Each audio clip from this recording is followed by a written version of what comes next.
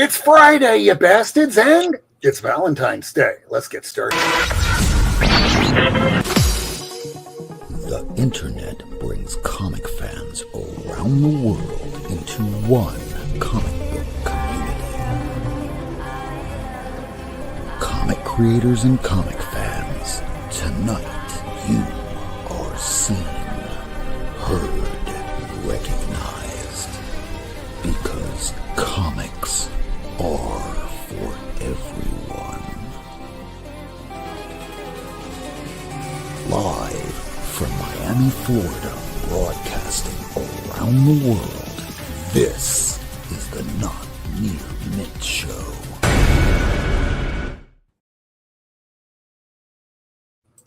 So welcome to the Not Near Mint Show, everybody. It is Valentine's Day. So not a lot of people are broadcasting right now, so I want to say hi to all the people that are watching right now in the chat. We have Las Cruces, we have Miracleman, we have Michael Eamon. You want me to go? No, I want you to stay. We want you to stay for a very good reason, and what's that? So Lady Fantastic can show some of her comics. So Miracleman can show some of his comics. But first, we're going to start off with the top 10 comic books of this week. So let's have off this banner that's at the bottom of the screen, letting you all know what's going on when. Because the way that I do this, and as you see here, the top 10 is based off of one sale from the previous week from eBay, Heritage, or any verified sale charted through CovrPrice and based off of my collection of 27,000 comics that you see behind me here. And as long as it's inside CLZ and I hit that value update button, if I have a subscription, and I do, and it's paid, it'll spit out a list. And we start off with the bottom 5 comic books. These are the ones that have gone really astray, and we'll explain a little bit why.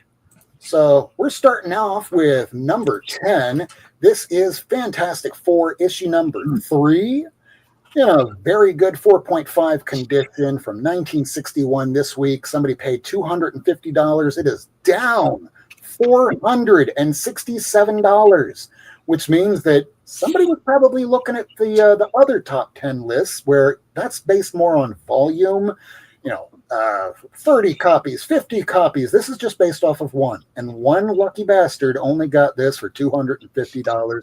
This is generally an over $1,000 book. But for those that are about to finish off their Fantastic Four runs, this down market is a boon to those of us that are trying to finish things. Hey, what's the last section of your banner say? First what?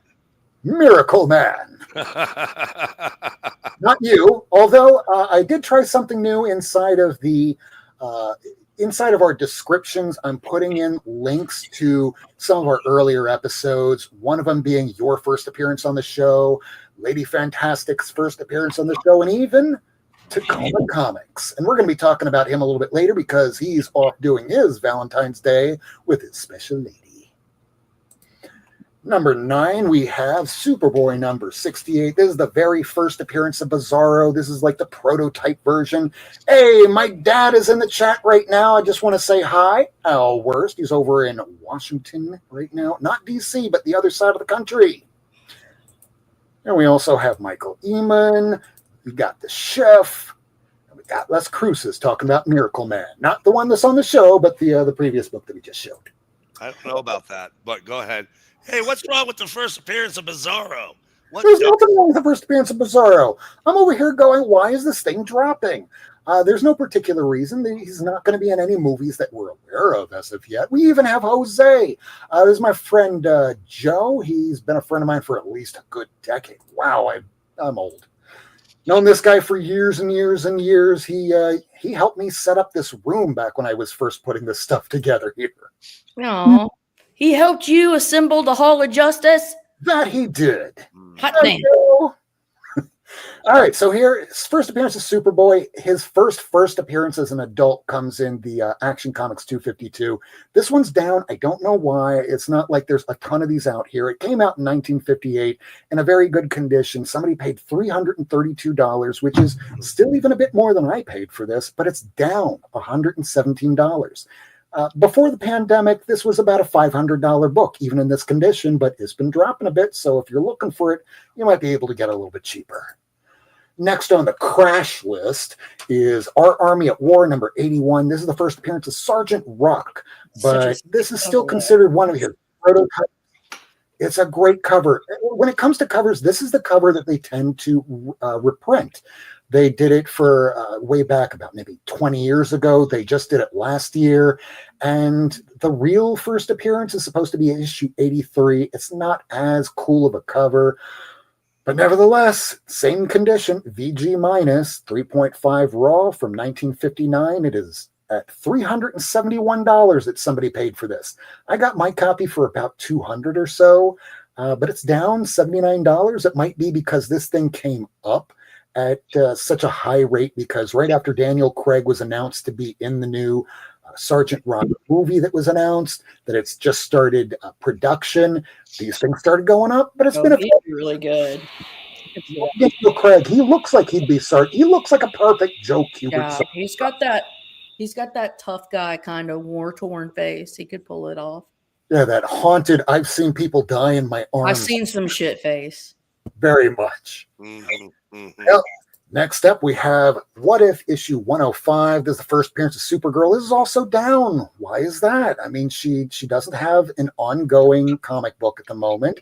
We haven't really seen May Parker in the regular continuity. We haven't even seen any off or Elseworld sort of stuff. So because of that, our number 7 in a very fine raw from 1997, $75 somebody got this for. It usually hovers around 100, but it is down 65. So if you're trying to look for this, you might be able to find it this weekend. I mean, the stock market was only down 165 points, so you'll still have the investor class people looking for better books. Now, the next one will be no surprise. It kind of decreased the least out of our bottom 5. But here we have Neil Gaiman, and we talked about him a few weeks ago, so we won't go into full detail on this. But we all know that Neil Gaiman has done some untoward stuff with the Help, I guess, as he would prefer to call her. But the babysitter was in his care and custody, was not paying her, and she came out about all these horrible sexual things that he did. And it appears that she was not the only one. There are multiple stories. And after this story came out, he has lost his books over at Dark Horse. He has lost his production people. Even season 2 of Sandman will be the final season because they wrapped up production on it. It will still be coming out later this year, but there will not be a season 3. Seasons of the Mist appears to be where it will end. But this book from 1988, $40, down 29. Just a few weeks ago, it was about a $60, $70 book. You wait a little longer and you still want this book, you can still go read Tanith Lee's, what was the name of that? Tales of Flat Earth. If you want to read something, you want to read where Neil Gaiman ripped the creator off, read Tales of the Flat Earth by Tanith Lee. Yep. Well, the next part we're going to go to is a bit more positive. So these are the top 5 comic spikes. These are the ones that have gone up. Now, a lot of these will have to do with movies, TV shows, and other assorted speculation news. These are the ones that maybe you might want to hold off from getting. So we have Fantastic Four Annual 6. This thing was dropping and dropping and dropping. And I guess it dropped so much that once we saw that Fantastic Four First Steps trailer, we're realizing that this is not going to be an origin story. This is going to be Galactus as having known the Fantastic Four for some time. He's going to be coming to Earth, and who is he looking for? Your mom. Got him. I mean, yeah, probably.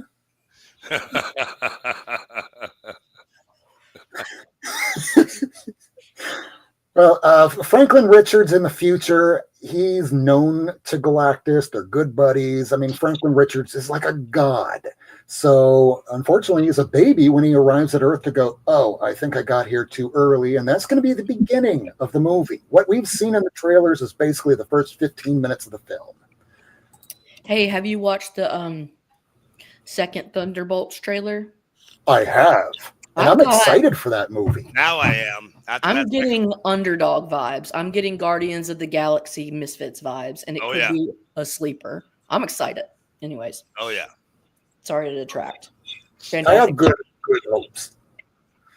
Yeah, the next one is going to be another Fantastic Four book. This one is, actually, I didn't tell you how much this thing went up. So from 1968 in a fine minus 5.5 raw, $204. It has gone up $53 just a few months ago prior to the release of that trailer. You could have gotten this same condition for about maybe $90, $80. So if you wait long enough, there's plenty of copies out there. Now, number 4, this is the first full appearance and cover of Galactus and first cover appearance of the Silver Surfer. It's really tiny.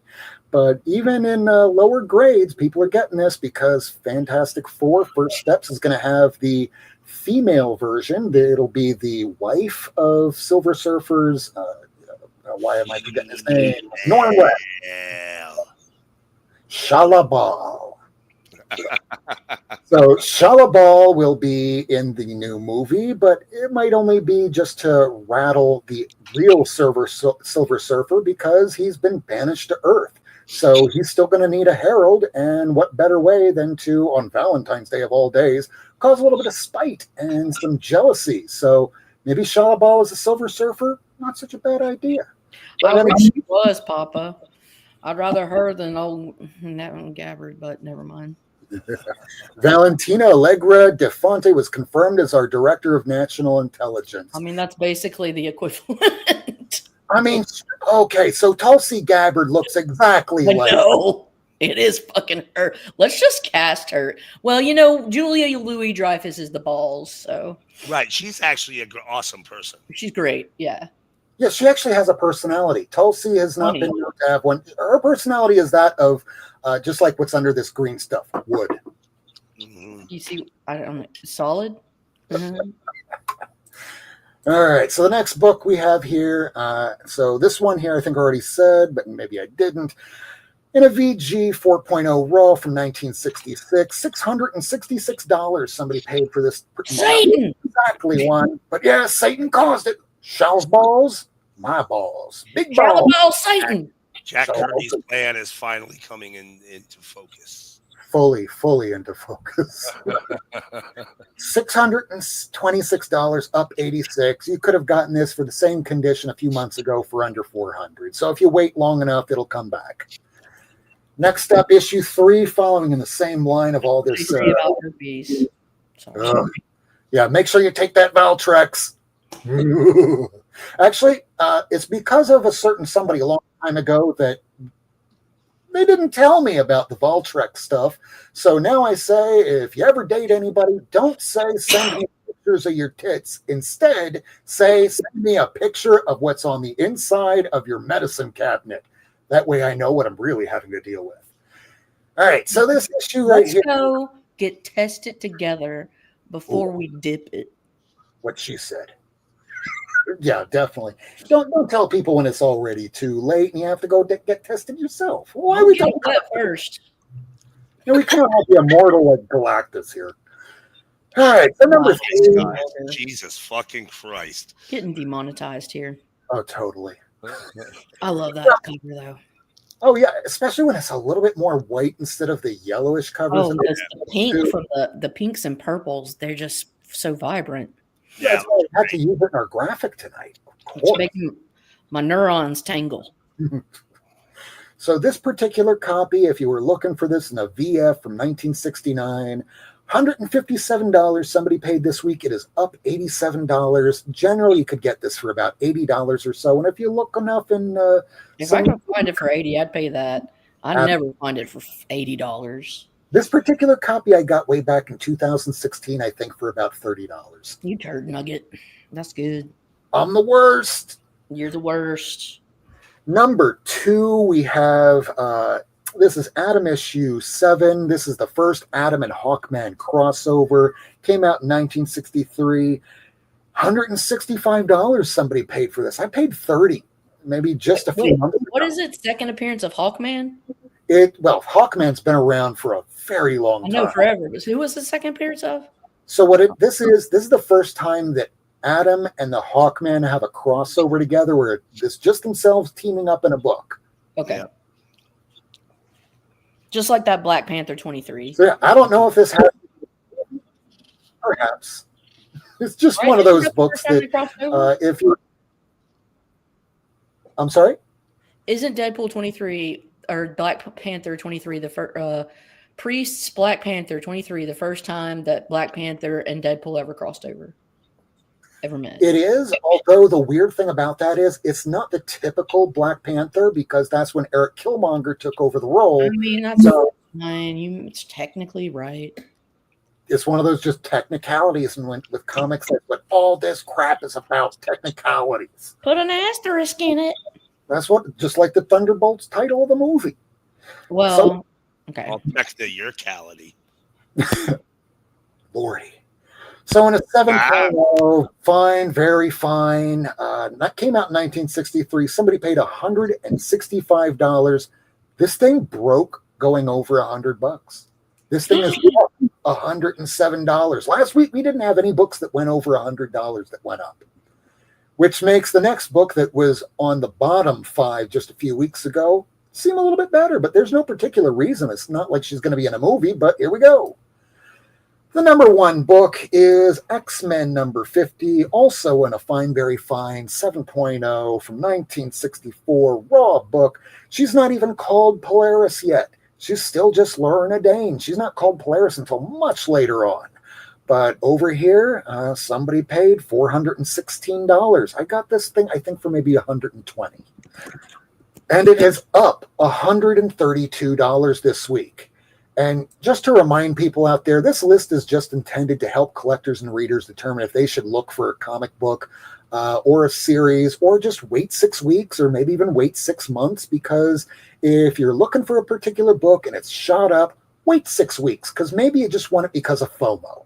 But if you go back and look for it 6 weeks later, and it's still up, wait 6 months, just like how JP Collects talks on his show. But if it's still up 6 months later, you might as well just get it for whatever the price is, because that shit is not coming down. So this is the top 10 comics for the second week of February. So here's my cat. Here's our team.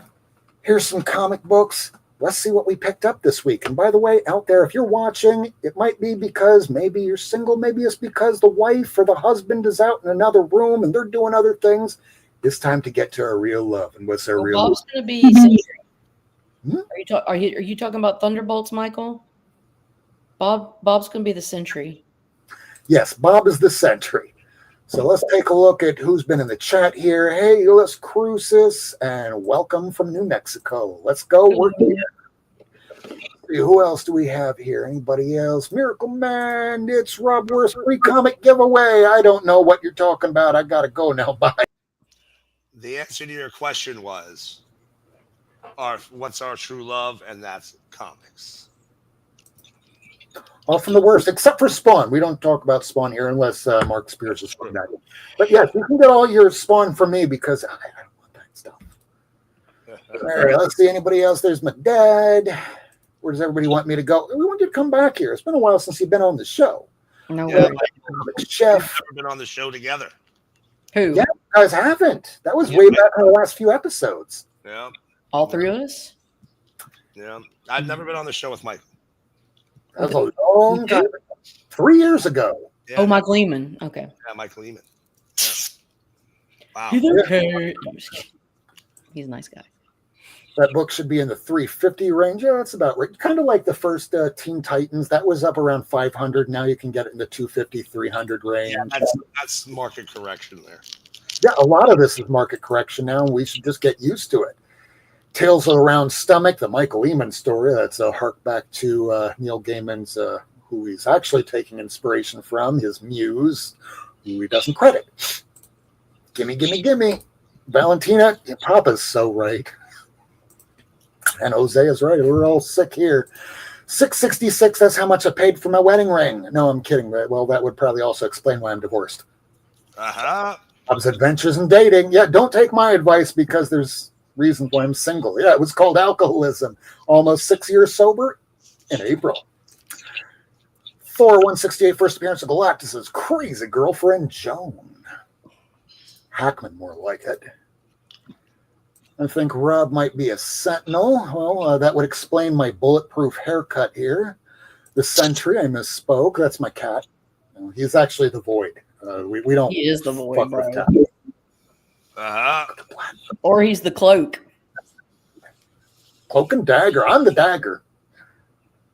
For sure. I'm just waiting for the invite, right, Rob? You have to send me your email address because I don't think I have that anymore. Because whenever I tried typing in Michael, whatever it is, I don't have it. So if you can send me a email, I'll drop my link in here a little bit later. He'll loop you in. We're watching the Batman. My wife fell asleep next to me. Oh, Which one? The 89 one? The OG? I watched Dark Knight and Dark Knight Returns on the flight back from Washington. So I'm kind of up to speed. It's so funny because I watched the Dark Knight Returns the one with Heath Ledger. Yeah. Yes. I watched that during Christmas break. Oh, that's hot. We both watched it around the same time. Isn't that fucking weird? We're so weird. We don't talk to each other about this shit, and then we're like, "Oh, you got that book? Well, so did I. You watched that movie? Oh, so did I." It's fucking weird. Well, it's been a little while since everybody's been together here. I know we've been picking up some books, so who wants to kind of start out? Well, there's a couple of things I can show, but not everything. Let's see what you got. Oh, Copper was watching the one with Robert Pattinson. Yeah, it was a good one, man. I really liked that. I never saw that one. It's really good, but at the end, it seems like Batman just disappeared because when we go to watch the really superior Penguin series, there's no Batman to be found. So I got this, and this one's really effing cool. Ooh. But it's Arcade Comics. I want to say number 3. Here it is. That's great. From the Drink Mint. It's a Charles Bukowski story illustrated by Robert Crumb or R. Crumb. Are you kidding me? And then there's an illustrated life story of H.P. Lovecraft, and there's an illustrated story of Crime and Punishment. This is so good. And they got different artists to do it. Like, I loved this.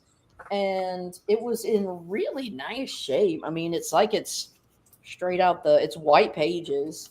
Okay, let's see. That's awesome. Oh, here's a Mickey Rat story. So, Shut up. Yeah, you got a Mickey Rat here. That's great. Yeah, That's yeah. great. It's all kinds of the stuff that you love. All right. Here we go. Doing anything untoward like snorting cocaine or hooking up with hookers? No, this does the classics. I'm telling you, it's wild. Oh, I'm getting to something. Oh, this spread's a little crazy. Come on. Arnold Peck. Here's the H.P. Lovecraft one. Oh, wow. Biography of a strange, weird creature whose weird fiction continues to terrify the world. But it basically tells his story.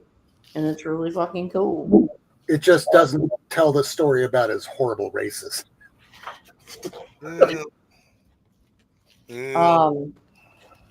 This one, there's one about. I'm not going to show you that because it's a little too vulgar. Here's the Dostoevsky Crime and Punishment. Ooh. They've got what is that guy's name? Porfiry, Raskolnikov, and Sonia. Anyways, those are some characters if you've ever read Crime and Punishment. But yeah, there they go. It's illustrated. No, I cannot. There's one. I'll show you it.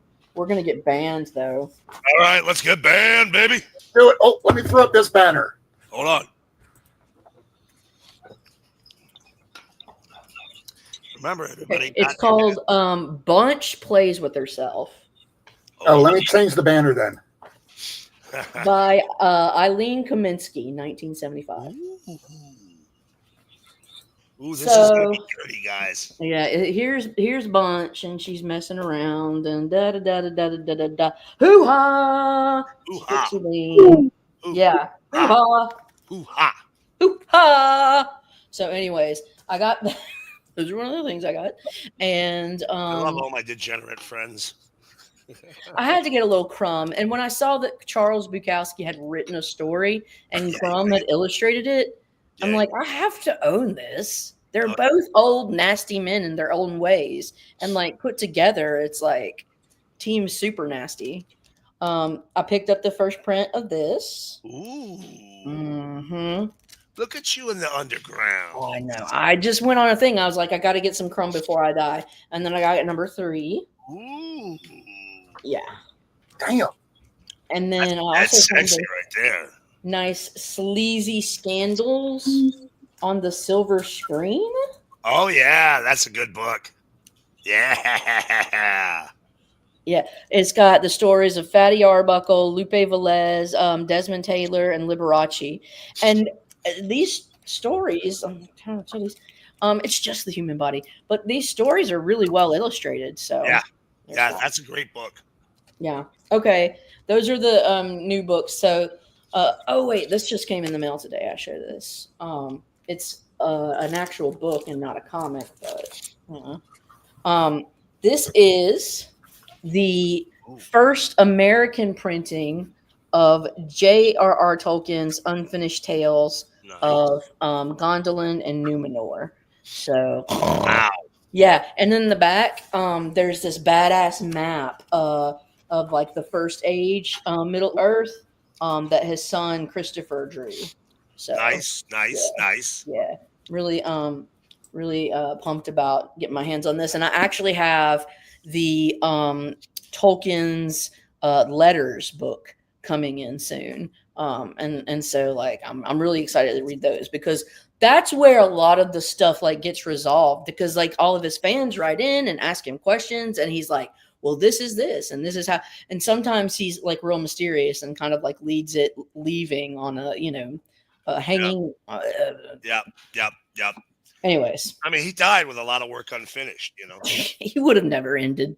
No. He would have never stopped, right? He would have never come to a finish. He would have kept re-editing until he finally died, which is exactly what he did. Right. But he loved it. He loved writing. He loved languages. So I mean, he was a good guy. I got a lot of the only thing I hate him for is Tom Bombadil. Other than that, I'm very into the whole Tolkien. See, I feel like Bombadil is like his impish side. He's just inserting his impish self in there, and he's just 100%. Like, I'm just gonna do whatever 100%. I want. And that being said, I would punch his impish self right in the face because if I had to read another 437 lines of Tom Bombadilio in order to get to the second chapter of that book, I would have I would have gone back in time. I would have invented fucking time travel. But did you see the movies? Did you see the movies? Of course. Well, so did you see how they integrated Bombadil by giving him lines to the Ents? His lines were given to the Ents. Right. But they needed to consolidate characters because otherwise who's this and who's that? Why they kind of look alike? Is that the same person? Oh, now we're at a different scene. Who are these people? It would just be too much, I guess, for the producers. Tom Bombadil was a character added into, or was a character in the original Lord of the Rings books that is like some woodland nymph guy who shows up when the hobbits first start out, and he comes in singing. And he's dancing and singing through the forest. And I swear to God, there are 97 pages in the second chapter of the book that is just Tom Bombadil singing his own name over and over and over. I'm so angry, I'm losing my voice. Yeah, forget everybody. You're taking away Miracleman's voice. This is the guy that grinds his gears over here, and now he doesn't have any gears to grind because you have ground my gears all the way down, and I have lost my voice. Bombadil was he said he was there to see the Middle Earth created. So what I really think he is a Maiar. I think he's like kind of like you say Woodland Sprite, but he's a lesser of the gods. There's the Valar and their little angels and their little, dudes that is Maiar.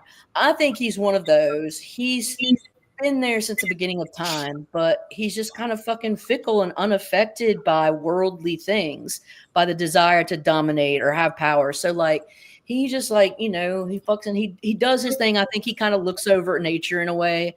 And yes, he's a little whimsical and capricious. and he's got a wife, Goldberry, and Silmarillion stuff as fuck.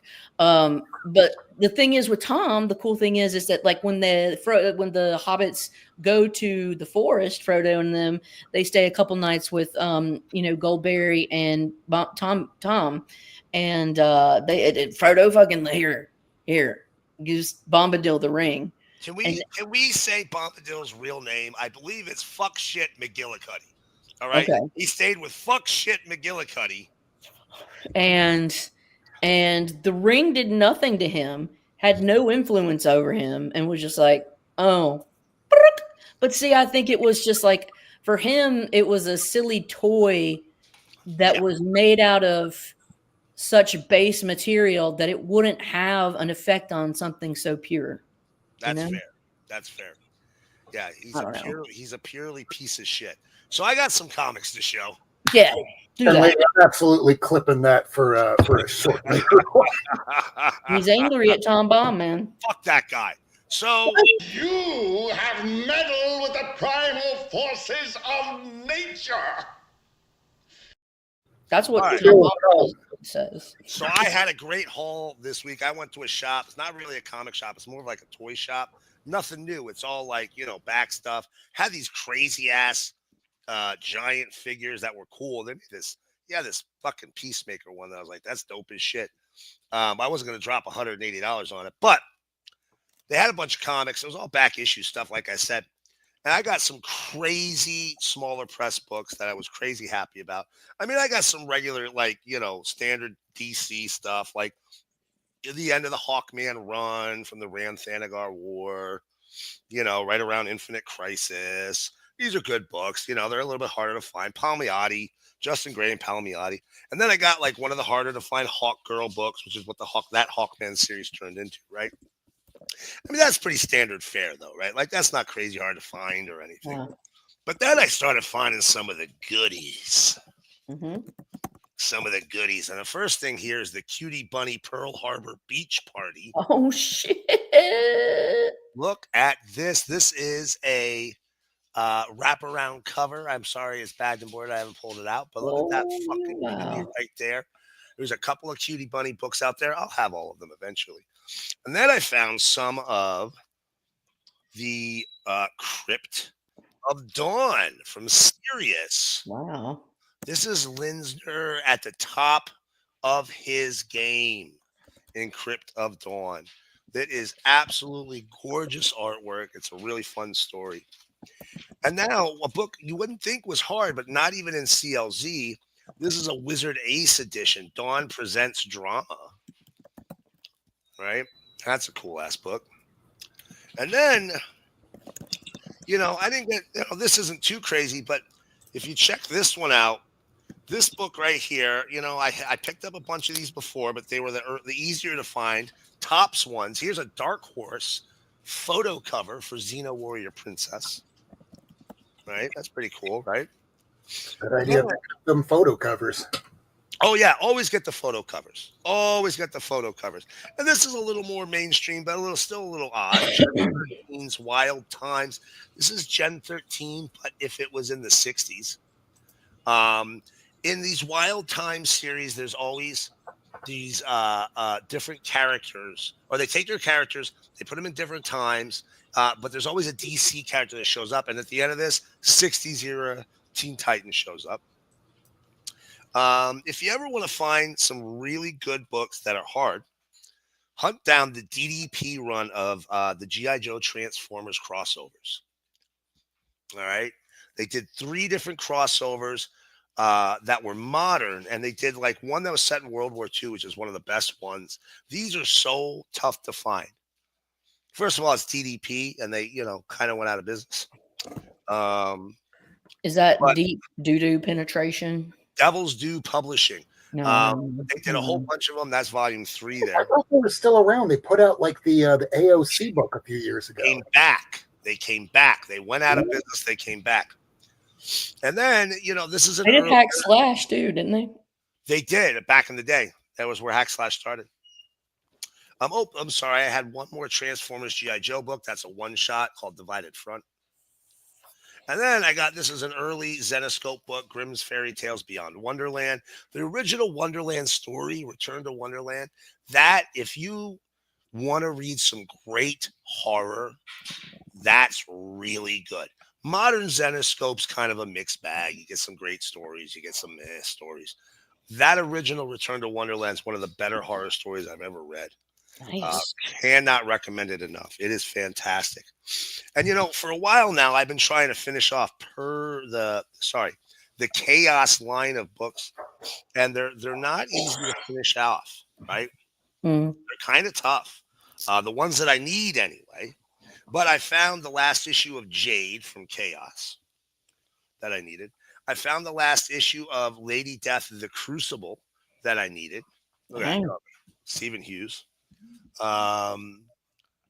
This is from the last issue I needed of the regular series. That's a Mike Deodato Jr. cover. Look at that. Mm. Beautiful that is. Another Stephen Hughes, Lady Death versus Vampire. Or Vampirella, sorry. And, the weakest spot I had in my whole Chaos collection was the Purgatory books. Look at this.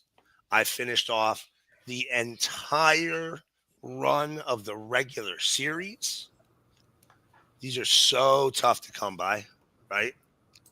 At least in the wild, you can buy them off the bay, no problem. But I paid $2 a pop for these. Right up to the last issue there. The first issue of the Dracula's Gambit 2-part miniseries. Look at that cool cover. Very nice. 3 of the 4 issues from Goddess Rising.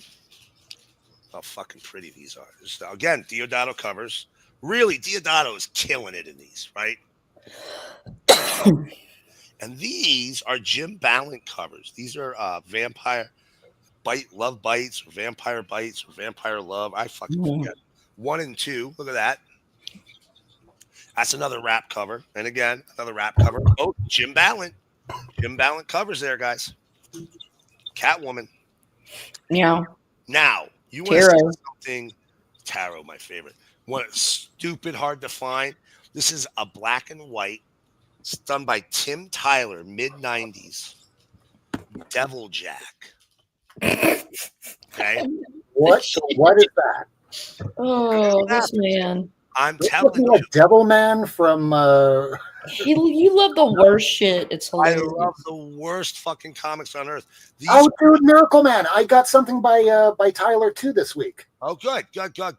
All 3 issues of Devil Jack. These are stupid hard to find. Okay, I had one of the issues, which was actually I had the first issue already, but it was the special cover. This is the regular cover, Nice. So I had to grab them.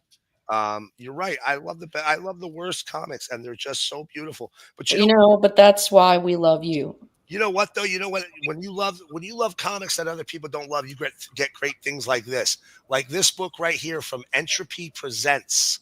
It's Nightwolf #1, written and drawn by Peter G. Krause. Okay. Wow. That's pretty dope.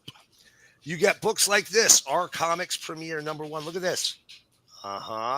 It's lenticular cover. Ooh. Look at that. Back when a book like this cost $2.95, so this is like 1992. Look at that shit. Big money, bro. It'll be a $9.99 book today. Right. All right, I'm only going to show you 2 more, and then we'll move on. I got more to show, but I'll only show you 2 more, then we'll move on. All right. No, I lied to you. I'm going to show you 3 more. Okay.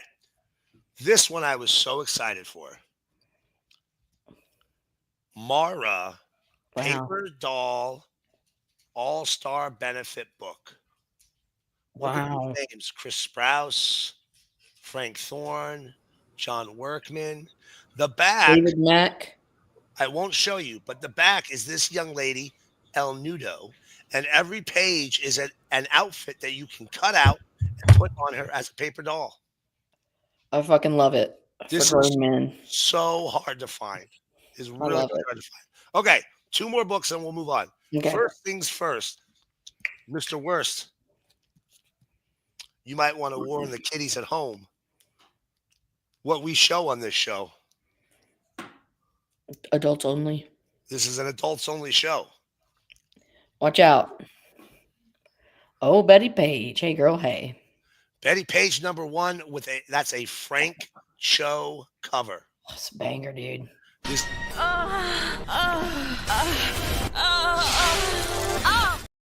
What they said.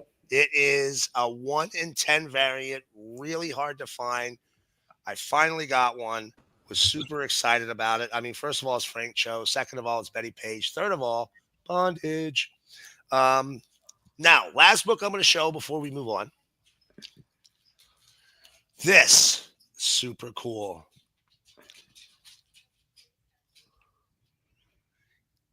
Teenage Mutant Ninja Turtles Amnesiacs. Whatever happened to Casey Jones?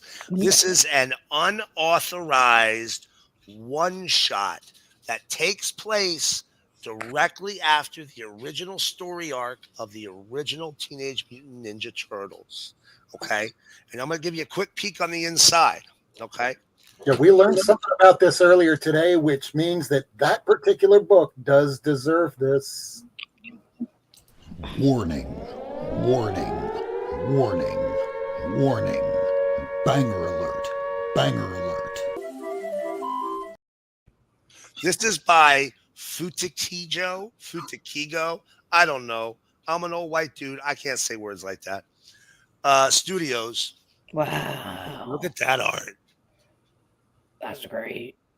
This channels original Turtles energy in a way nothing is able to duplicate today. Okay? You can still get these from the creators. They have them on their Etsy store. They have them on eBay. If you're a Turtles fan, your collection is 100% incomplete until you own this book. So, we just learned from tonight, Tacoma let us know this is an unauthorized comic, but it is a banger. It is 100% a banger. The story is there's an explosion in the Turtles' lair, and April and Casey get amnesia and get taken to a mental health facility, and I won't finish it. They're planning on making a sequel issue. Highly recommend you get your hands on one, Turtles fans. And you know what? I got more, but we'll save them. If we got time later, I'll show you a few more. Yeah, we can go a little bit longer tonight. It is Valentine's Day. There's not a lot of people streaming tonight. And I do want to promote somebody tonight because he's on the show. But so he's been doing this for at least a week now. Tacoma Comics. Go check out his page. And later on, I'll drop a link right up above where you see my finger. And hopefully I'll remember to do that. But this is called his Friday. It's full run Fridays. So in honor of him doing this, he just did it for ElfQuest just last Friday. So check out that video later on afterwards. But we're going to just change the camera on over to the fact that I just finished this. Nice. Lady Fantastic a couple years ago finished this before we went off the air. And little by little, I've been picking these all up. And, I got to grab one more. There we go. He did. All right, so let's throw that into the back there. Don't need that one. He's a big one. Yeah. Did I just finger Tacoma Comics? Well, as long as you keep it between you and me, I think we'll be okay. All right, so we're going to start off with Jungle Action issue number 5. This is a reprint of Avengers number 62, which would be the first appearance of M'Baku, the Man-Ape. You saw him played by Winston Duke in the Black Panther movies in the MCU. And this is one of the earlier ones that I got. The ones that I just finished getting was the 18 and the 22, which shouldn't be that hard to find, but it took me years. Then we have the first appearance of Killmonger. And again, these came out in 1975. And this is the first time that Black Panther had his first ongoing series. The first one was a reprint. It gave him Avengers 62 or 62? Yeah. 62. So that one came out just a few years early, I think in 1969. But tell us the significance of why that book is still important. So this is still important because this is the first time that Black Panther gets his first ongoing series. And while it might not be in his own exact title, After 4 issues, they stopped the run. And the fifth issue, they did the reprint. It gave the creative team of Rich Buckler and Don McGregor just enough time to get a couple issues in the can so that they could have a regular release. Because this is one of those first full-length stories that goes from issue to issue, and rather than just one and done. Now we're all used to it because of decompressed storytelling, but I mean, there was no such thing as writing for a trade back then. So this is the first book that Black Panther's name is ever mentioned as part of the title. I mean, you have Luke Cage, and we're going to be talking about him next week, because next week we're going to be doing a big special month. Yes, Black History Month. So Black History Month, I've been posting on Blue Sky, as you see under the title right below there. Every day I've been posting several books about Black History Month because we're just doing a little bit of resistance here, since a certain administration wants to erase entire people from like Google Calendar. We have issue 6 of Jungle Action, first appearance of Eric Killmonger, and he dies in this eventually. So we're going to jump to issue 7. The original Venom. Yeah, original Venom. Before Venom was a black, squeaky-looking liquid that was from an alien. You had this Venom. Different Venom. He was a weird mummy with a lumpy head. Yeah, so weird. But it's also the second appearance of Killmonger. Yeah, it's a little bit of his origin in this. And let's see, the next one we have is issue number 8. And this one here is First Malice, a different Malice than the one that you see in the Fantastic Four. And it's part 3, so it shows you that this is an ongoing series. People weren't used to this back then. There weren't ongoing storylines. It was just, here's the end of the issue, and the next issue, hey, it's a new villain of the week. Not in this one. This one is just rolls on from one issue to the next. I'm pretty sure that one has the maps of Wakanda in it too. Yes, it does. I love maps. And it also has a Marvel value stamp, which is MODOK. Oh, gnarly. Ooh. And now this one here has the first King Cadaver in issue. Oh, no, this is 9. Cadaver's the next one. I just look at this guy, I'm like, he looks like a cadaver. Yeah. This one here is the one that has the Cadaver in issue 10. And issue... It gives like the origin of Bast, too, I'm pretty sure. Yeah, I mean, there he is right there in the back. It's just building on the mythos. So issue number 11 is first Lord Carnage. Carnage, yeah. Right there in the back. Then we're going to jump to issue 12. This is first Sombre, Oracle of the Resurrection, part 7. I mean, Killmonger's back again, but don't get too attached to him. I mean, not in this particular series. Then we're going to jump to the White Gorillas. And this one includes a pinup poster. So if you're getting this one, make sure to check for that in the center of the book. Also, again, when you're using OPP doesn't work all that great when you're putting books from before 1992 that has newsprint in humidity. It will start to unfortunate. All right, so issue 14, this is the part 9 of Don McGregor's storyline. Again, you have more of that shriveling, so I got to fix that up later on. Issue 15 has Salamander Cruel. This cool little pterodactyl cover. And Black Panther's always having his costumes ripping in this. You'd think he was a female character. Yeah, you really would. I mean, it just needs more bondage. Number 16, part 11. And now part 7. Well, this one here is part 12. Yeah, part 12. And this one features the death of Eric Killmonger. And he looks a little funny on the cover there. He doesn't quite look like the movies, but this is comics in the 70s, and don't expect characters for today to look like they did back then. So right after he, dies in this, in the very next issue, his lover that only has made 3 appearances total in the entire history of her being in Marvel. It's been this, I think, in Iron Man annual issue 5. Yeah. And then you jump ahead to 2022's Wakanda issue 5, and that's her 3rd appearance, and that is it. No more than that. Wow. Did not realize that until I finally got this past week.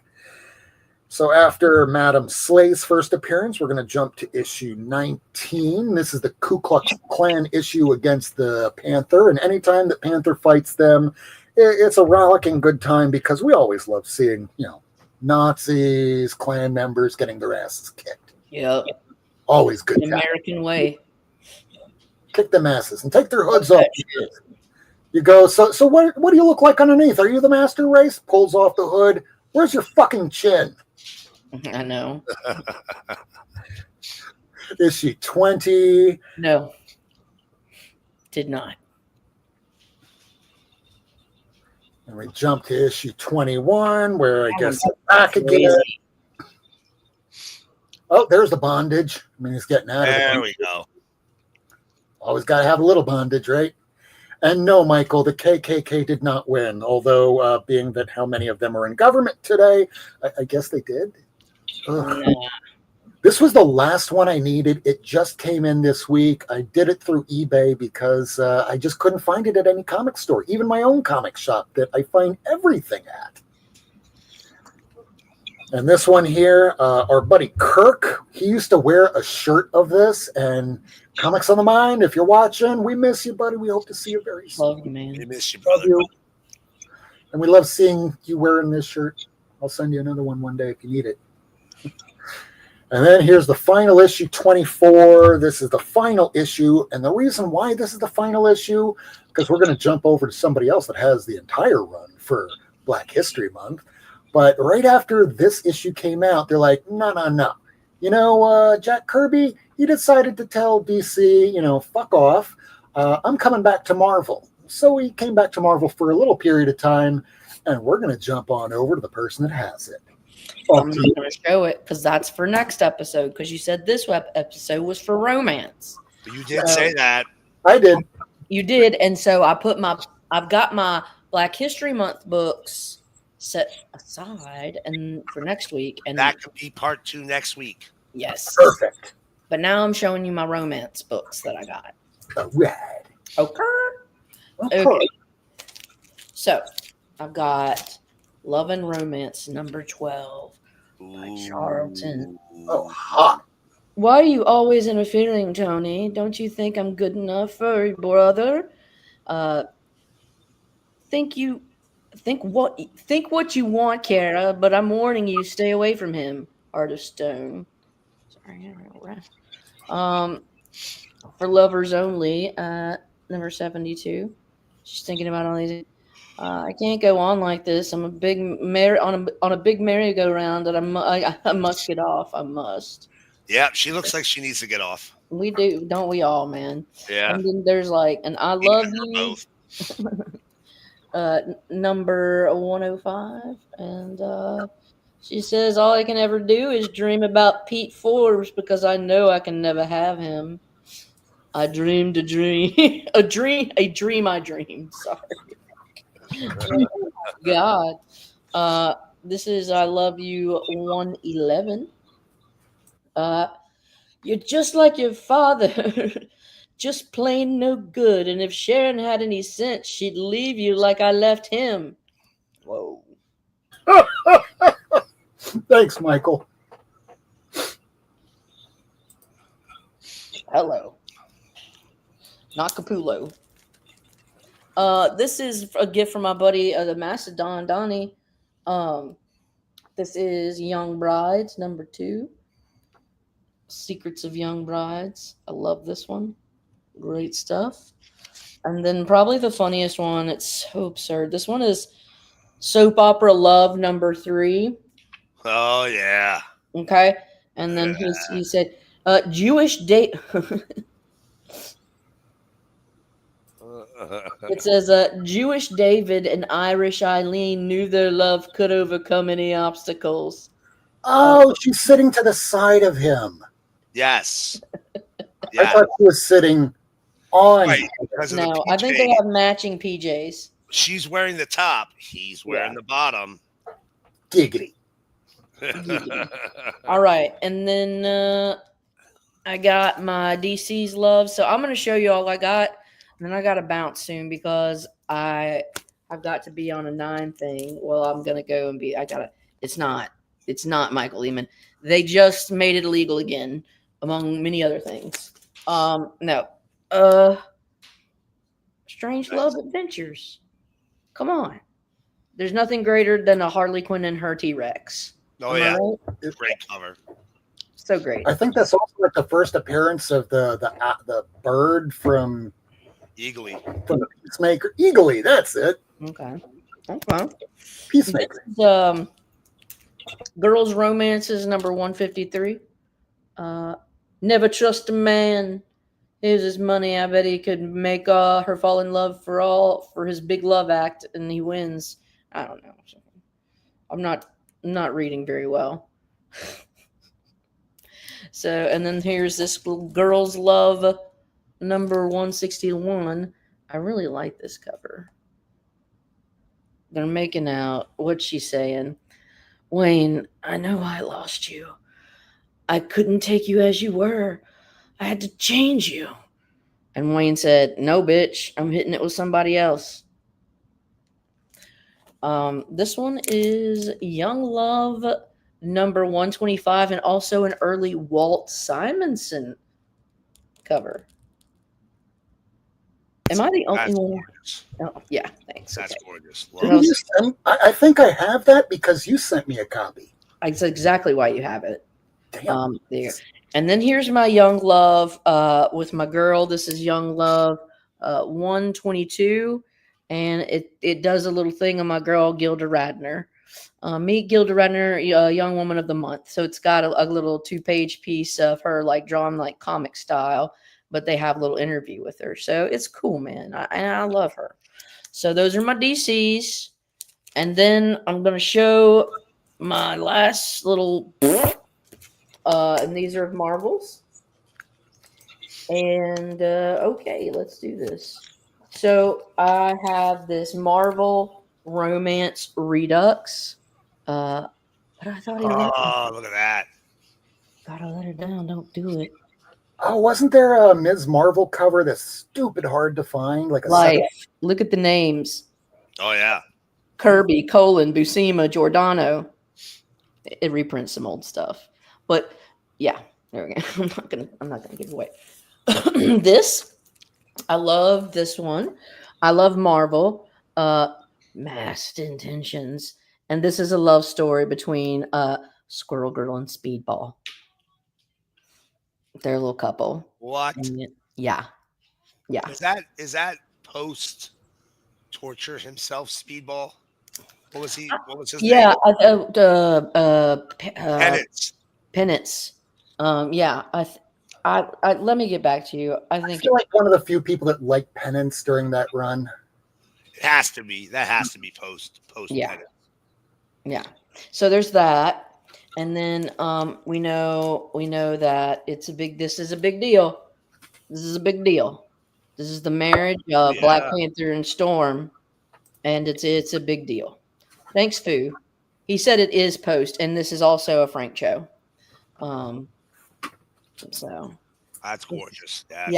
This is the official marriage of Black Panther and Storm. They should have been married for years ago. And this one's a little saucy variant. I guess this is married. What? Oh, Twinsies. Because I'm going to be talking about this later. Go on with your bad self then. This one, I don't know if this is Pepper Potts or Mary Jane. I think it's Mary Jane, but I'm not sure. Could be Hellcat. I don't really know. I didn't get this to read it because I got it for the fucking variant cover. You're the jackpot. Face it, Tiger. And she's like, heard it. Nice. Or is that Patsy Walker? Because she's that's Walker. It looks like Patsy. She's Hellcat, and that's why he's saying Tyga, and she's like, fucking heard it. Stop. But I love this. I love this one. It's Yasmin Putri, and it's very saucy. So, and then let's see. Show. We know this. This is who she should be hitting it with. She should always be hitting it with Wolvie. Jean Grey. So this is one. I just want to show it because it's romance. Well, I don't know. This may be lust and not love. We'll figure it out. Difference at the beginning. This is that Uncanny. It was like $3.94 or something. So here is it's a beautiful. I think it's an Avengers. Yeah, it's an Avengers 50 variant.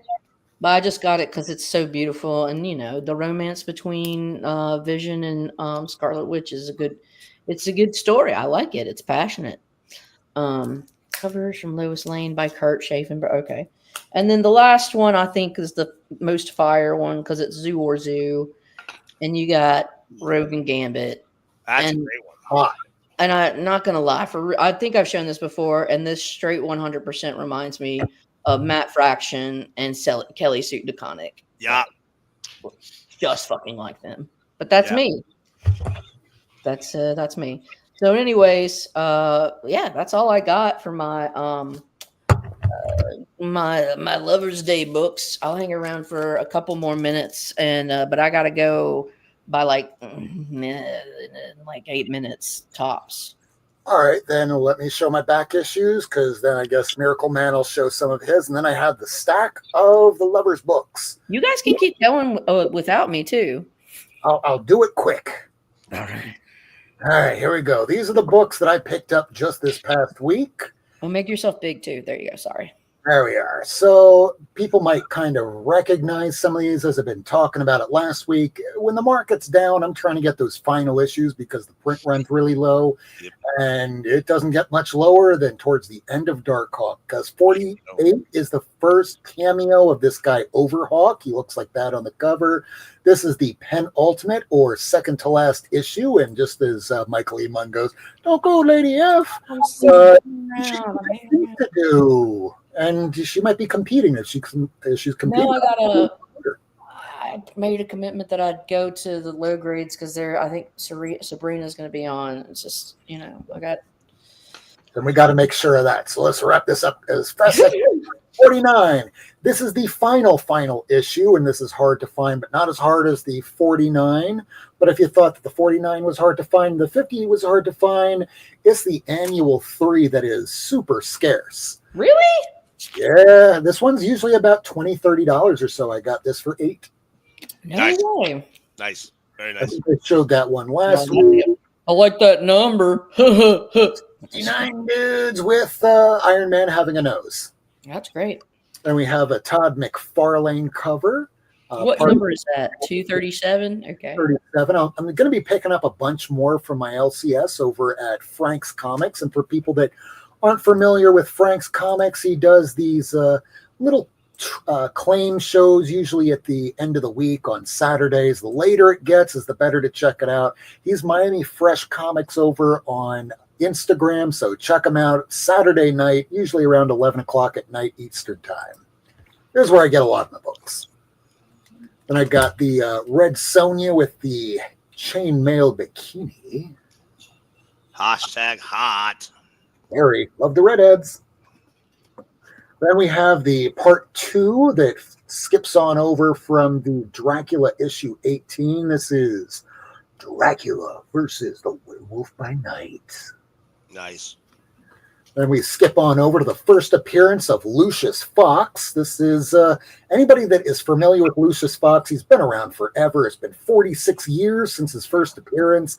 This guy has been in the Batman the Animated Show. He's been played by Morgan Freeman. He is important, but this issue is not that expensive. You can get it for about $20 or less. This thing used to be worth a lot more. But then again, the series with Tim Fox as the new Batman kind of petered out. It's not that it was bad; it's just that it didn't get the amount of readership that the typical Batman series gets. But still worth picking up because it's John Ridley writing. This one here is a lot older than that, and he's not Batman yet. He's just Lucius Fox's son. And we just have a nice Dick Giordano cover with a Riddler on it. I showed this week with a Jokerized Catwoman. Then we have an early appearance within the DC continuity of Harley Quinn. Then we have the first issue of DC Comics Presents. This has another Race of the Flash and Superman. An issue of Our Army at War. Very cool. Since I'm trying to get a full run of Sergeant Rock and all the big 5 war books and have 3 long boxes now. Getting pretty good at this. Then we have a Phantom Stranger issue 7. I got this for $8 at my shop. Shit. Claim sale. Shit. Very sharp cover. $8. I'm happy. Yeah. This I actually had, but I was showing it off on Jig's Kingdom the other night. And those that aren't familiar, check out Jig's Kingdom when he's live and check out his Discord. Yeah, he's a cool dude. He's really chill and he's just really fun to be with. Yeah, they were all showing off their 8.5 and 9.0s. I'm like, oh, here's like my 9.0 copy. Yeah. This one I just picked up this week from the claim sale. Nice. With a subscription crease. Oh, yeah, that'll happen. This one I also had, but I took these 2 out so I can remember to put them all back instead of leaving the stack build up. They don't detract for creases, do they? Not for anymore. Not for the subscription crease. I don't think. Not anymore. This is a controversial. I've never seen this one. This is the second to last issue where you have Marvel Boy kicking the ass of Captain Nazi. Captain Nazi. Okay. His name. Look at that one. This is a newsie. This one is kind of important for those that are watching Harley Quinn right now on HBO Max or whatever they want to call that damn thing now. The newest episode featured Red X, and he's not played by anybody who you'd think be Red X. It's Dick Grayson. Sorry, spoilers. Spoilers. I guess I probably should have put that up, huh? Yeah, well. Yeah, we spoil things around here sometimes. I'll try and put that up next time when we talk about Captain America Brave New World. So this is the first appearance of Pink X. But as we find out, she's Kitty. She's Kitty. Captain Nazi killed Captain Marvel. Wow. Brad Jr.? I don't know. I haven't read it yet. I just picked it up. Yes. This is one of those missing issues I had. I put it into the OPP because I'm going to plan on putting it in my lights later because this will shrivel up being in that OPP. Another issue of Unknown Soldier I was missing. And here's the last book of the older books I picked up. I told you it's you letting Miracleman rub off on you. Gotta love that. This was $8. It's from 1992. It's North Star. Yeah, sure, man. Might as well. Judge, dude. Why am I going to love? What you love. It's cool looking. I'm probably never going to read it, but when October rolls around, this will be great. Yeah. It's a legendary collector's issue. I don't know if you know that. There's only one issue. There was never. You can retire now. Shit. That's right. So, Miracleman, do you have any books you wanted to show, or did you want to roll into the romance and love stuff? I got some stuff I could show. I didn't pull any love books, but I did pull some sexy lady. I did buy some sexy lady books this week. Okay. Kind of the same thing. But before I get to the sexy ladies, I'll show you. What did you get out of the ladies?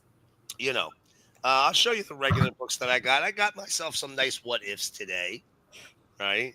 Ooh, Always shit. good. Always good. Look who drew this one.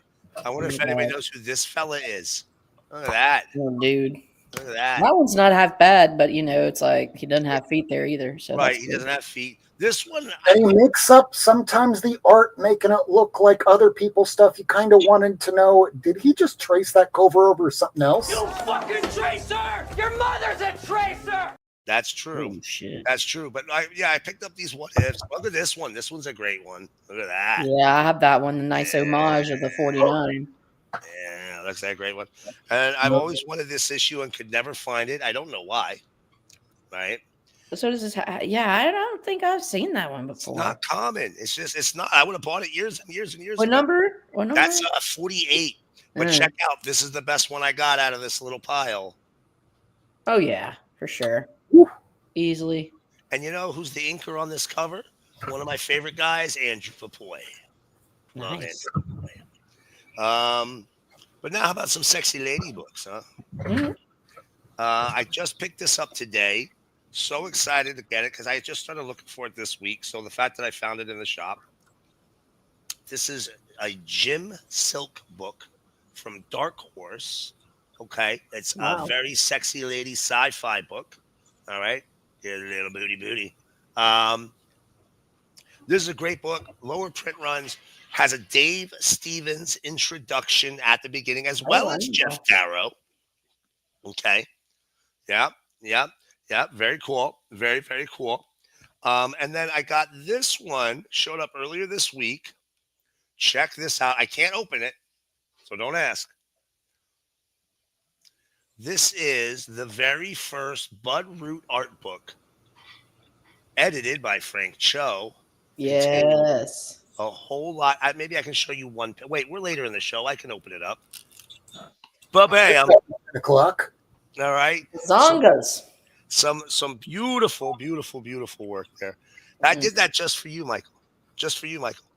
And now let's get into some traditional sexy lady books. Okay. First of all, you got to look at who's on this cover. I'm going to tell you the names: Garth Ennis, Amanda Connor, Jimmy Palmiotti, and both Greg and Tim Hildebrandt. Lord, this better be a banger. Where's a banger? Painkiller Jane. Painkiller Jane versus Darkness from Event Comics. And then, I love me some Helena books. These are the original Helena books from Lightning Comics. She's lucky she's a demoness and doesn't have to worry about gravity and such, because this outfit should not stay on her body. There's Helena the Relic. Here's Vengeance of Vampirella. I did not yet have. Okay. Here is an early Avatar black and white, The Furies. Okay. These are great. These are from Heroic Publishing. If you want traditional superhero comics that give you like a Bronze Age feel, Heroic Publishing books. All right. Flair Adventures, number 12. That looks fun. And Flair First Edition, number 7. There's like 6 Flair series. They're all worth getting. I'm always down for a Valkyrie in a city story. She's really a regular superhero, so this is kind of weird that both of the ones I got, she was like a Valkyrie. Extremes of Violet, again. How does this outfit work? How does this young lady work? Barely. Tape. Lots of tape. And hopefully she's not sweating. Speaking of Evangeline Bad Blood, another early Avatar book. Nice. Utilizing Liefeld's Evangeline character. And the next ones, they're a little naughty. Okay, so just a warning. All right. This is the least naughty. It's Angel Girl number 1. This is a Al Rio cover. Right? Now here comes the smut. Bring it. Angel Girl number 0. Okay. Baby Angel X. This is going to be a great book. I can't wait to show it to you. Number 2. Oh, wow. This episode has probably had the most nudity that we have shown in the last year. Here's Baby Angel X, Scorched Earth number 1. Okay. With gold. Right. And Scorched Earth number 2. Okay. And get those off before we get kicked. And one last book. This is not super sexy, but it's weird. Warrior Nun Ariella, Ghosts of the Past. I don't know who was drawing this, but they do not know how humans run. That's all I'm going to say. It's all right. Splitting the hair? I don't know what she's doing there, but it's odd. I'll say that it's odd.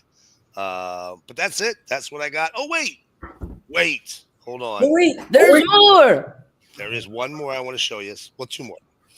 Your local Ollie's, ladies and gentlemen. If you're watching the show and you've got an Ollie's nearby, the bargain outlet, it looks like they just got themselves their remainders for the year.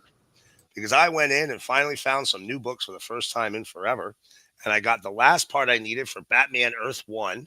No. That was $6. Okay. And the Wonder Woman Earth 1 complete collected edition. This one was $10, but it was all 3 books. Nice. Right. I had the first 2 for $10. It was worth it to me to finish it. to finish reading the story. This is probably one of the better ever Wonder Woman standalone stories. Grant Morrison, Yannick Paquette, great imaginary or alternate universe Wonder Woman.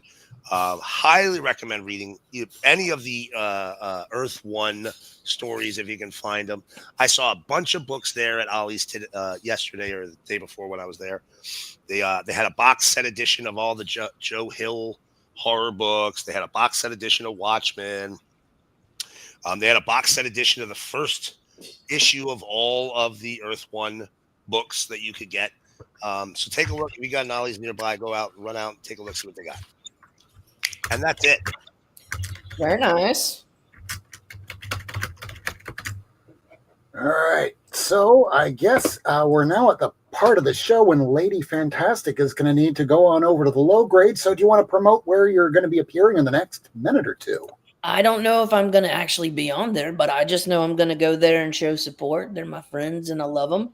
And I think my buddy Sabrina's going to be on there and basically going to force her to play some Pew Pew with me afterwards. And by Pew Pew, I mean Fortnite. You know what? Because when the girlies get together, we like to shoot people and laugh.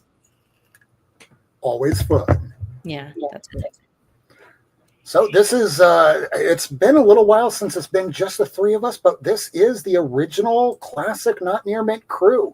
We're going to be talking about the greatest love in comic books in just a moment, but once this show is over, go out and check out the low grades. So I guess I'm going to start showing a few of these, love books. Can I head out or are you going to get mad if I leave? I'm never going to get mad at you, lady, unless you set my house on fire. Please don't set my house on fire. Okay. Me and Miss Kitty are heading out. But we say happy Valentine's Day for you guys. Right, Miss Kitty? Go. Happy Valentine's Day. Happy Valentine's Day, Lady F. Love you. Love you guys. Be safe. Bye. Bye. All right, so now I'm going to show the greatest love in comic books. And, of course, I'm going to have to start with absolutely the most toxic one of them all. How low can you go? We did it. Great show. Yeah, it's not over yet. Yeah, I know. So mad. She left. We love her, though. We love her as long as she keeps coming because otherwise I don't have a show without her. I don't have a show without Miracleman. It's just me. You don't want just me. All right, so we're starting off with Harley Quinn and the Joker. When they first were together, this was how everybody knew Harley Quinn. They were dressing up as her when they were going to comic book shows. It got to the point where her very first appearance at one point was going for stupid money, especially if you could find it with the cassette tape. And then her first actual appearance where she actually appears with her future lover on it. So you might as well have to go out and get her first appearance with Poison Ivy. And those that aren't watching the Harley Quinn show right now, man, you are missing out. Season 5 is phenomenal. The most recent episode featured Red X. It had Alfred basically being a bad guy and becoming like how he was back in the 60s comics, where he's the freak by the end. It's so good. So good. But another thing that people have to look out for these lovey-dovey romantic comics, Paul Dini, way back in the day. Oh, yeah. Before you got this version of Mr. Freeze, he was Mr. Zero. And then it took like 30 years until he became Mr. Freeze. And he was just some idiot in a costume, didn't really have much of a backstory. But by the third or fourth episode of Batman, the animated series, oh boy, they gave us one of the best episodes of an animated show ever. And I mean, I just watched it again tonight, and it shows how this guy had a great love with Nora Freeze, and she was suffering from an incurable disease. So he put her in cryosuspension, and the guy that was funding his operation shut it down and threw him into a bunch of chemicals. And instead of becoming the Flash, well, he needed a suit to contain his body temperature, because without it, he would die. And that backstory became it became part of the comics. And much like Harley Quinn, if you didn't have this issue, if you didn't have his episode in Batman the Animated Series, we would not have the same Mr. Freeze as we do today. Oh, yeah. Good luck finding that Batman issue 110 for under $1,000. Now, another Batman story that, despite the fact that Tom King, I don't know if he wrote it that way or if DC forced him not to allow Batman and Catwoman to get married, in this issue is probably one of the single best single issues of Batman ever, hands down. This is date night. This is when Batman and Superman in their alter egos as Clark Kent and Bruce Wayne go on dates with Selina and Lois. And when they meet one another, they're going, oh, so you couldn't have come through the window? I would have broken the window. Oh, okay. So does he ever clean his outfit? It's like, no, he likes to let it stink. I mean, it was real dialogue as portrayed by their girlfriends and wife. It was really good. Those that have not gotten this, oh, hey, kitty. If anybody has not gotten this Batman Annual Issue 2 from the DC, this portion in time, do pick this up. Do read this. It's fantastic. Oh, let's see what other people are saying in the chat right now. Oh, Kitty, I know you want to come up there. Maybe after the show. All right, so let's see. But wait, there's more. There's always more. Lady F is the new Tom Bombadil. Ah! Oh, no. Kitty. Of course that had to happen live. Oh, Kitty, what have you done? What have you done, Kitty? Oh, God. Oh, God. That hurt. That hurt. Like a lot. Oh, my balls are in my throat for you. Well, especially when you see what's coming up in here. Holy shit. Thanks. I saw. Wow. Kitty was like, fuck you, Dad. What do you mean you're not going to let me come up here? Fuck. That's happening whether you want it to or not. Yeah, that is definitely getting clipped and becoming a short. Thanks. Holy Christ. Where did I even put down the rest of them? I was holding it in my hand. I fucking know, man. Man, I can't believe that just happened. But of course it happened because it's not near mint. We expect things to go wrong on this show. It's just called Tuesday around here. Truth. Ugh. All right, so now let's get back to where I was. I think they're okay. They're all in Mylar. They have 2-3 boards each. They look like they felt good. So they look like they felt good. So they fell flat, which is better than on a corner, which on any other given day would just be my life. Okay, deep breath. Deep breath. Start whoring at the Legion of Doom. Yes, that was so fucking cool. Yes, anybody that's not watching Harley Quinn, do. All right, now we got some super kink, because if Superman wasn't a super dick, he was getting his kink on, because anybody that was a comic book writer or artist back from 60s, 70s, hell, yesterday, they're putting their kinks in the comics. And sometimes a little kink goes a long way in a relationship. Like you have right here, where Black Panther has to marry somebody, so who's it going to be? Who's it going to be? Oh, it's going to be Storm. It lasts only for about maybe a decade, because I think this came out in 2001 or 2006. Can't remember right now off the top of my head. I'm still thinking about all these goddamn things dropping.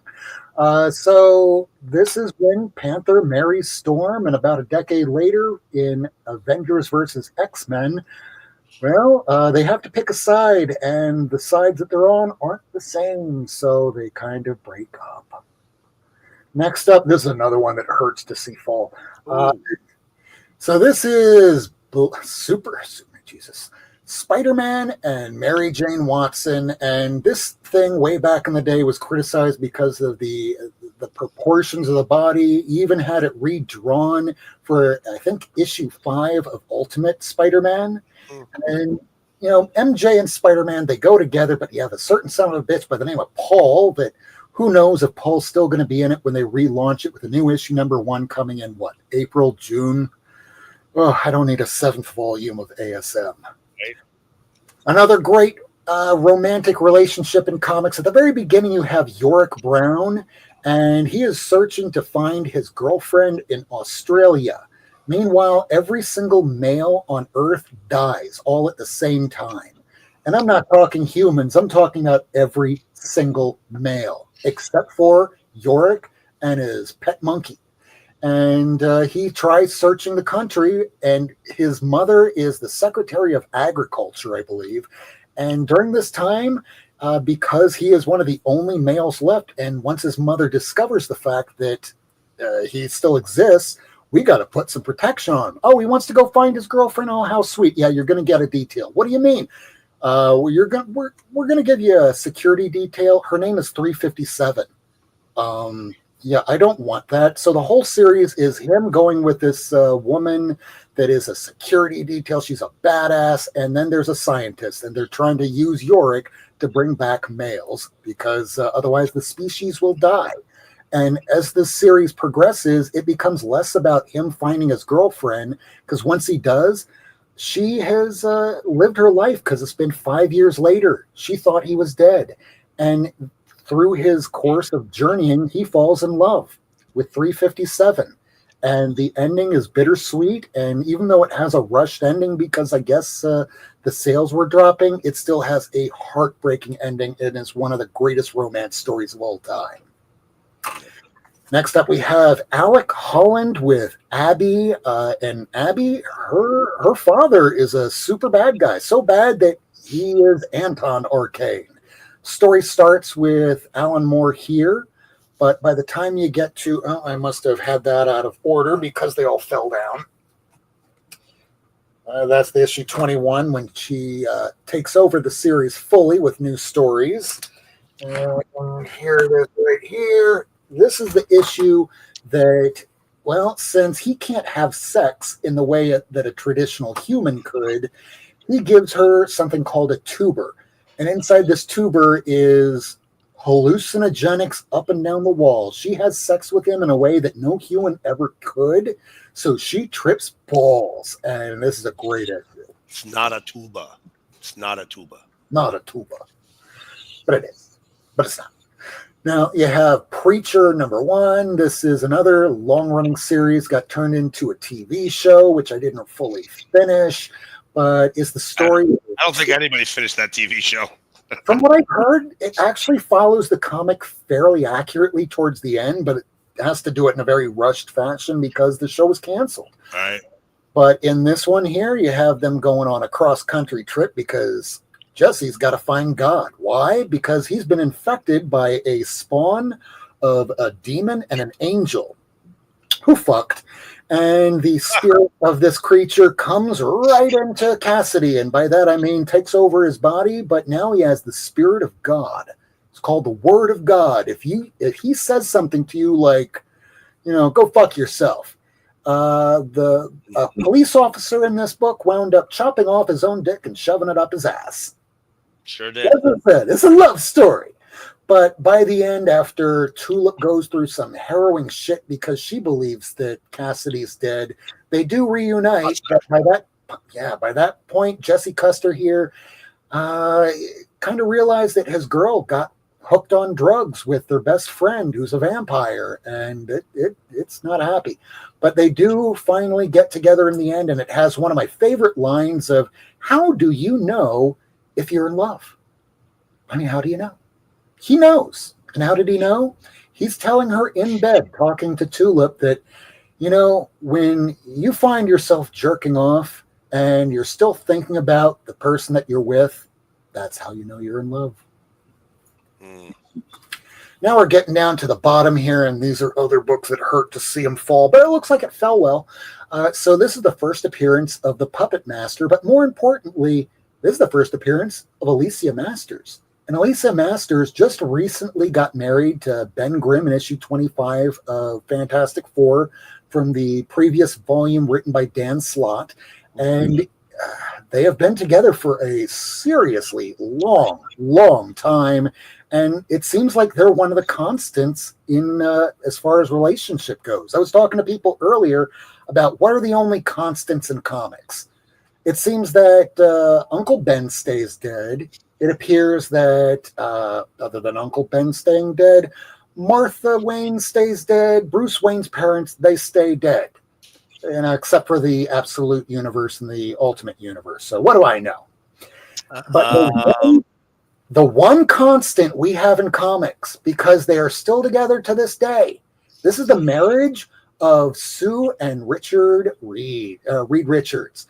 And in this book, they get married, and it's the first marriage in all of Marvel Comics, and all the villains come out.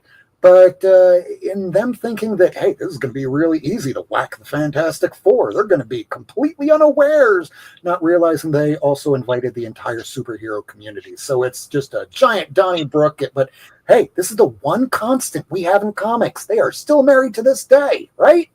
No. The maker, What? my friend. Wait, what? Ultimate Universe Reed Richards becomes the maker because Sue doesn't love him. Man, if all the comics didn't fall to the ground while doing this little bit here, that would have broken me that much more. But I'm going to take these all off that table just in case if the cat wants to jump back up. But I'm deflated now. So deflated that I'm all wicked. You know, you could have said once upon a time that Barry Allen being dead, that would have lasted. That was it. But then, you know, Infinite Crisis. You know, I mean, Wally West was my Flash, and now Barry's back again. 5 years, 30 years. It was a long time. It was a long time that Barry stayed dead. I honestly thought Barry would stay dead forever. I thought DC editorial was like, no, that some bitch is dead. Like Bucky, right? Bucky's going to stay dead. I mean, only right. Bucky and Uncle Ben stay dead. We're bringing the movie back. Wait, what? Yep. You can't do that, right? Oh, my God, they did it right. And they made a movie based on it. I mean, they didn't quite correctly pay the people that wrote the original thing. But, hey, they made a movie, and it's the best Marvel movie. Winter Soldier is the best Marvel movie. Pay the people that helped them make all that money? Poppycock. All right, the last thing I want to talk about tonight before we go off the air is Captain America Brave New World just came out this past weekend. We watched it last night on Jig's Kingdom. And you know what? If you go into this movie without having expectations, you're not expecting to see something brand new. If you're not looking to see some great Avengers Infinity War, it's a perfectly passable movie. Is it great? No. The whole beginning of the film feels like they're chopped up scenes that don't quite cohere perfectly. Some of the CG looks a little off because, of course, they're farmed out to different studios that only have a certain amount of time, which kind of explains why MODOK looked the way he did in Ant-Man 3. But this movie here, I mean, they introduced Red Hulk, and if you watch the trailers, he's in the movie as Red Hulk for... this is going to be that part where I'm going to do just some light spoilers. So if you don't want to hear this part, just hit it on mute and I'll give the okay where you'll see this, that is clear. So spoilers, Red Hulk is only Red Hulk for about a total of 5 minutes in the film. At the end of the movie, and the way that the movie ends, so the president of the United States is Thunderbolt Ross, who does not realize that he has been infected to become a Red Hulk. He's just thinking that his heart's going to explode. So he's taking these pills. It's gamma pills. So he thinks he's going to have a heart attack towards the end of the movie. No, he turns into Red Hulk. And then after a big drawn out fight with Sam Wilson as Cap, Sam realizes there's no way I'm going to beat this guy. He's going to kill me. So he talks him down and brings him back, talks him off the ledge. End of the movie, you see Harrison Ford on the raft. He's in prison because the president of the United States turned himself over to the authorities. He went to court. He pled guilty. He went to jail, and he took responsibility. The president of the United States took responsibility for his crimes and actions. The least believable part. Was the very most least believable part of the entire film.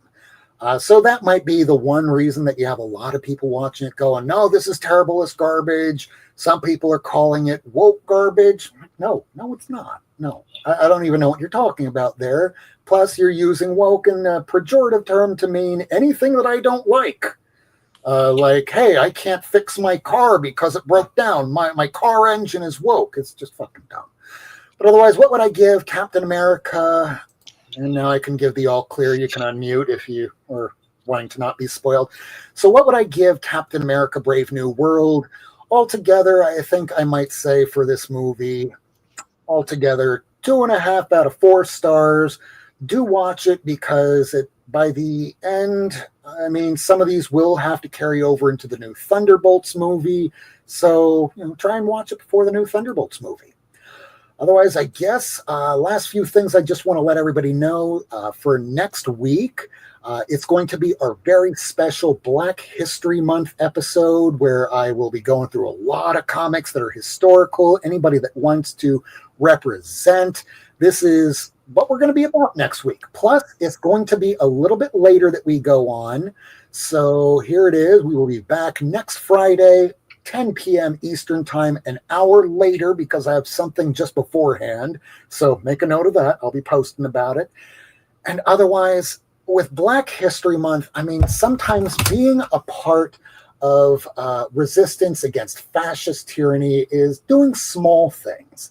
I mean, like promoting Black History Month, like promoting LGBTQIA plus month, speaking about trans authors and comic books, because, I mean, you can erase things off of Google Calendar, but you can't erase entire people.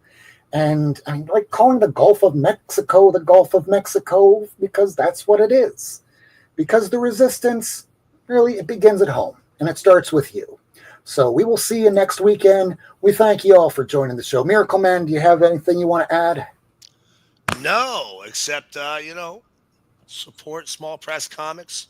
Support your support Kickstarter comics. With everything going on with Diamond right now, guys, small publishers are hurting. If you get a chance, go to Tomorrow's website, buy something off of their web store. If you see something you like, because apparently they are surviving at the moment just by their web store sales. Diamond hasn't paid anybody for 2 months, guys. If you find something from your favorite small publisher, buy it from them directly if you can. Support those small publishers. Let's keep them alive, and let's let the downfall of Diamond be the downfall of these small press guys that we love. Now, this is comics. This is what we truly love. It might be Valentine's Day. We might love the girlfriends, boyfriends, husband, wife, them, they, whoever you're with, love them. But this is what we probably have fallen in love with first from the earliest ages growing up. And if we are still in our 30s, 40s, 50s, 60s, 70s, 80s, 90s, or dead, this was our first love. And we're going to continue to love it. We're going to continue to promote it. And we will be back with you all next week. We thank you all for joining us tonight. We hope to see you next week. And hit that thumbs up, subscribe if you haven't, and hit that bell for notifications because we might do some little things a little bit more during the week when it comes to the shorts. But otherwise, we'll see you next week, 10 p.m. Eastern. Love y'all. Good night. And read your comics. Go pick them up at your store. Don't leave them hanging because the stores need your help right now with the Diamond bankruptcy. Good night. See you next week. Thanks for tuning in. If you want to see this episode again, along with a catalog of back episodes and issues, surf on over to Not Near Mint on YouTube, Twitter, and Instagram. Subscribe and hit that bell for notifications.